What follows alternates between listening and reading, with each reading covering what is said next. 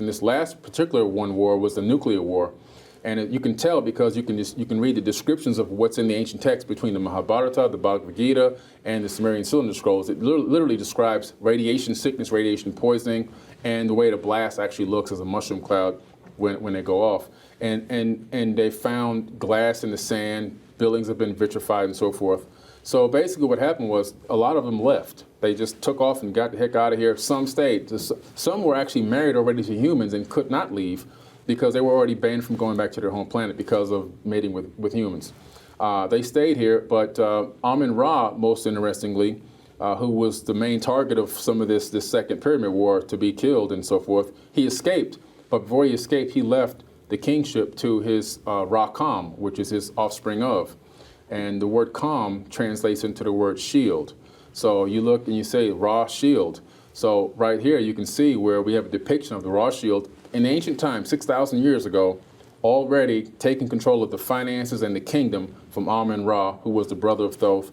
And you can see it persist all the way till this day. This is why you see a lot of Egyptian type themes with the Queen of England and so forth and so on, because the pharaohs eventually migrated through Arabia, then into England, into Europe, I would say, and where they became, kingdoms and so forth and so on. Mm-hmm. So this has progressed all the way into the United States to this current day. If you go from John Lackland, who was the Plantagenet bloodline, who was directly related to the Arabian Kingdom, the Sumerian kings, his bloodline is also related to every single president of the United States of America, including Obama. There's only one president that wasn't directly related, that was Van Buren, but Van Buren still was related to royalty.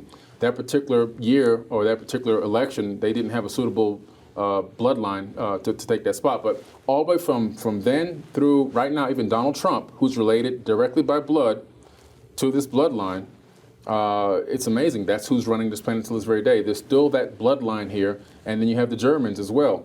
The Germans are actually into this bloodline, involved in this blood, entangled in it. And a lot of the leaders that are running and making a lot of the background decisions are Germans. It's Germanic in nature. Mm-hmm. So there's almost like another Reich still controlling and running this planet right now. Mm-hmm.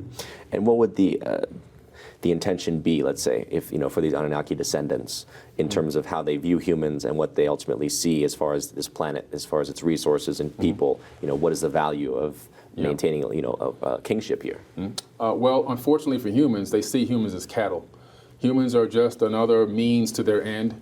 It's not really about the money for them, because they have all the money that they can want. The Rothschilds alone are worth $700 trillion. I mean, so it's not about the money. It comes down to control, power, and utilizing humans to make their gains. What are their gains that they're looking for? They're looking to get off this planet. They're looking for breakaway civilizations. So they literally use humans as cattle to generate, run the planet, go to work, generate revenue and income that they can take and they can put into different programs, black budget programs, $7 trillion missing here, $8 trillion missing there. It's not missing. They know exactly where the money is.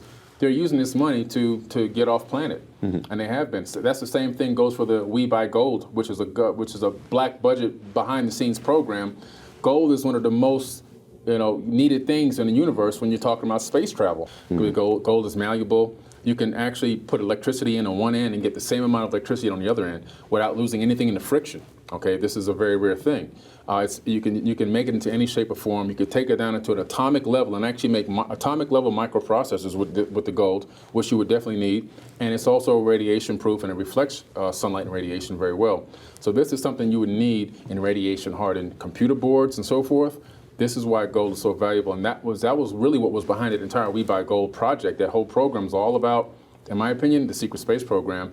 And unknowingly, the citizens, I can turn my gold in and get some money, but it was a much, much bigger project than that.